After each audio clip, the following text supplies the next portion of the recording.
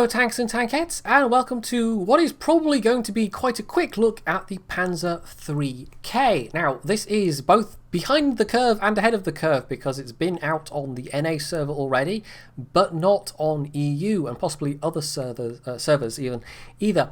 So, yeah, because it was out on NA, Wargaming EU arranged some preview accounts for us, and this was meant to have been out well before now, but of course all that stuff with my PC happened, and then it just got pushed down the priority list.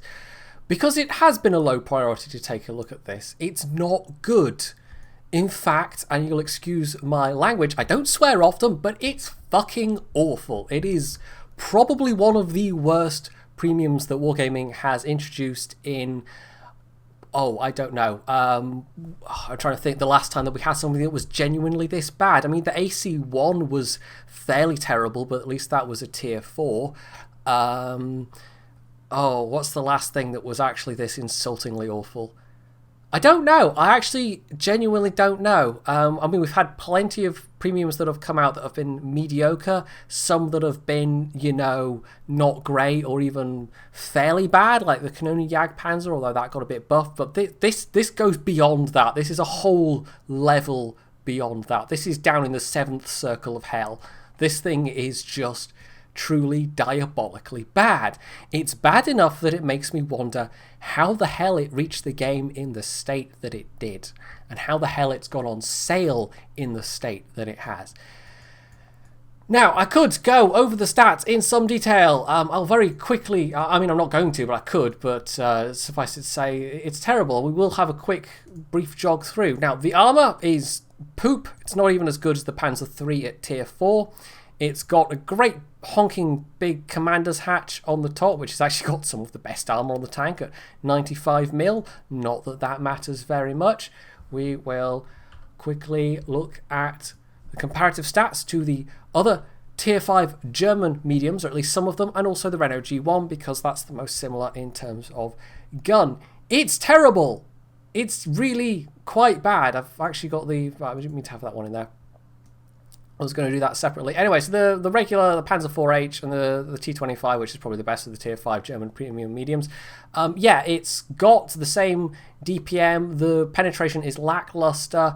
Aim time is, you know, on a par with the Panzer IV, actually better than the T25, but in terms of pretty much everything else, you know, accuracy is not bad, but the dispersion stats are awful.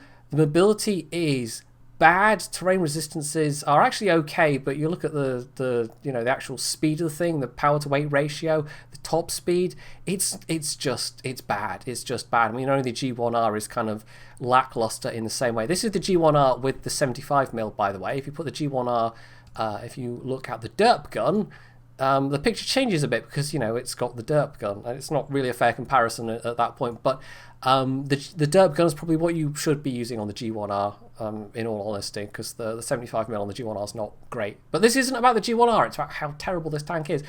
So, yeah, it doesn't compare well in terms of other tier 5 mediums. And then we look at tier 4 mediums, and we look at the tank that it supposedly is on the chassis of, the Pz.III Ausf L, and then we look at the Panzer IV-D, which is the tier 4 Panzer IV.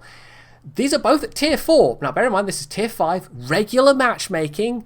This is still worse than the Panzer IV in a lot of ways. It's got way less ammo capacity than either. I mean, this has got a 5cm anti-tank gun that really you need to spam a lot of APCR in the higher tiers. But yeah, exactly the same gun on the 4D, same DPM, slightly better aim time, but worse gun handling. You definitely feel that worse gun handling. Worse mobility than either of them. I mean, the Pz.III is one of the ways it makes up for not having a great gun at its tier, is that it's so fast. This is not. This is about the same speed as a Panzer IV, except it doesn't have the tier 5 Panzer IV. It doesn't have the power to weight of the tier 5 Panzer IV. It has nothing close to the power rate of the tier 4 Panzer IV. So it's bad. Even as a tier 4, it would be relatively bad. Like, the one clear advantage it has over the other tier 4s is it has a better view range. That's pretty much it. Like, the view range is not bad, the hit points aren't bad, the aim time is not completely awful, and the gun depression at 10 degrees is good, and everything else is just It's terrible. It absolutely is. And I only played like 3 or 4 games in it because I just gave up. I could not bring myself to play it more than that. So the game you're going to see is pretty terrible, and I expect that if I'd played it longer I might have had a half decent one, or at least one with a half decent looking score, but I could not bring myself to. It's just genuinely awful. It really is. So here we are on El Haluf, and as you can see, it is in theory really good matchmaking. Top tier, no artillery, no heavy tanks, just a bunch of mediums and fragile tank destroyers, and a couple of lower tiers as well. So in theory, this should be pretty good. I should be able to mop up. Well, we shall see.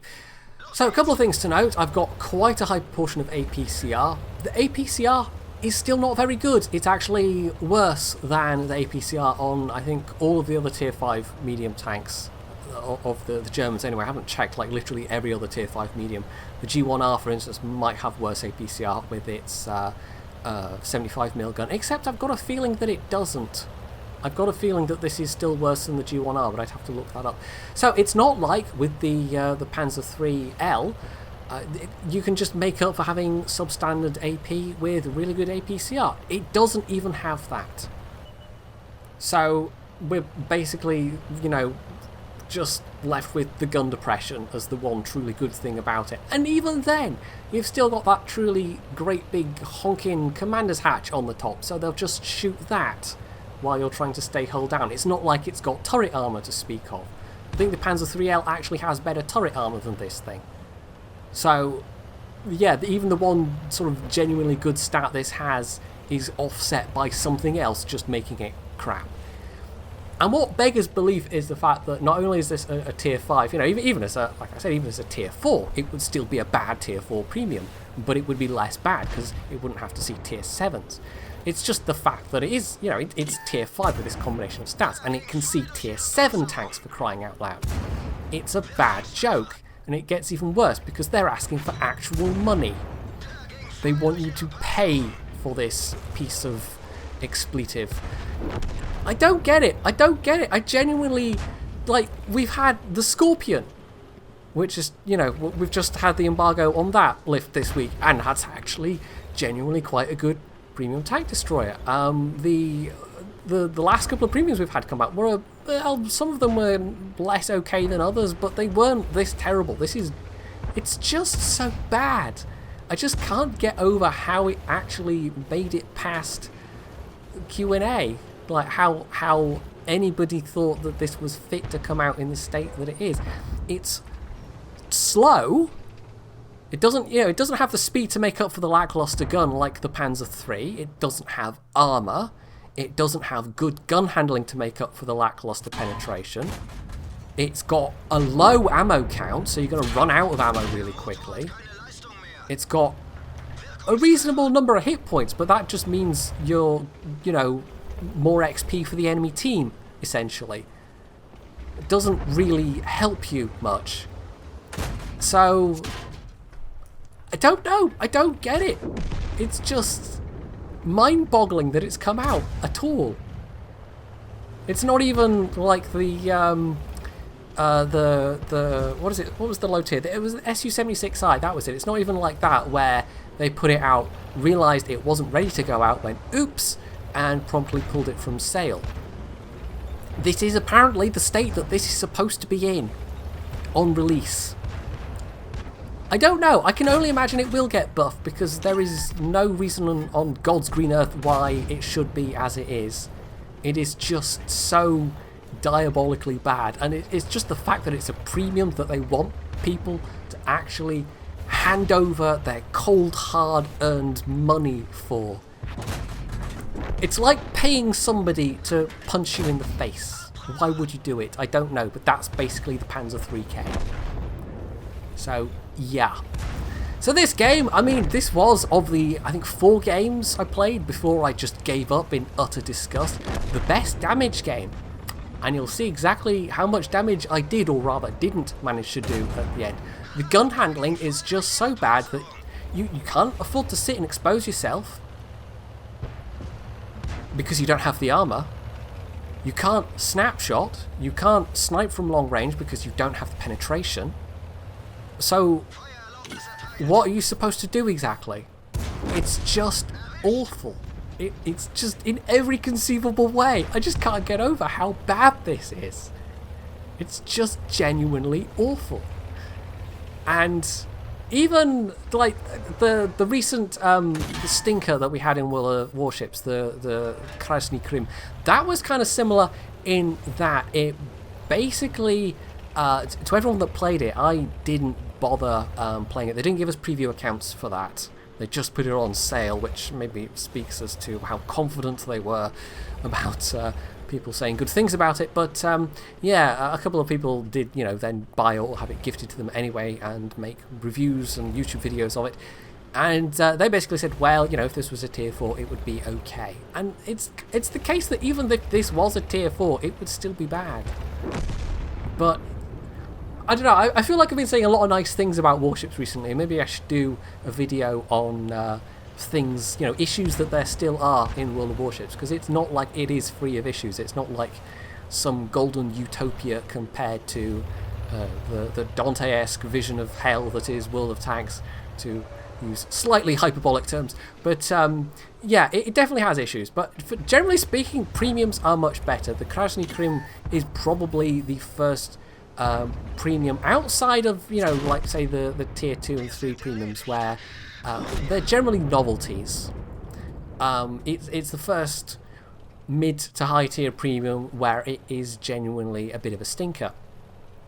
And of course, just in World of Tanks generally, it's been so much more mixed. But this is an absolute nadir.